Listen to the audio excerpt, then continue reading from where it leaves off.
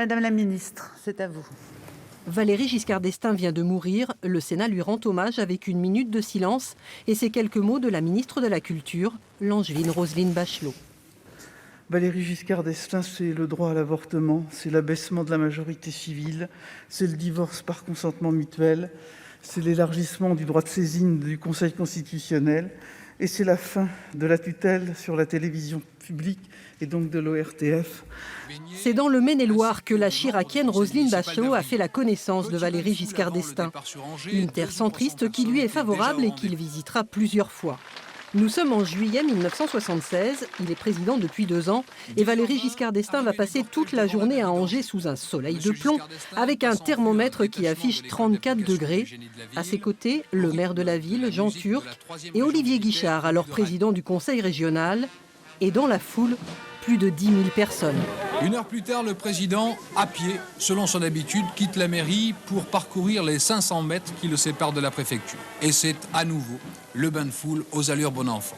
Ce que ces images ne montrent pas, ce sont les manifestations contre sa politique sociale, également importante, avec des lancers de tomates et un préfet qui sera limogé après cette visite. Car dans l'Ouest, Valéry Giscard d'Estaing n'a jamais fait l'unanimité, loin de là. En 1974, son élection s'est même jouée à un fil. À Nantes, où il tient meeting quelques jours avant le premier tour de la présidentielle, il s'érige en combattant de la gauche. Il y a le courant socio-libéral qui est au pouvoir dans un certain nombre de pays et qui applique, vous le savez, des politiques qui ne sont pas éloignées quant à leurs principes de celles que nous vous proposons.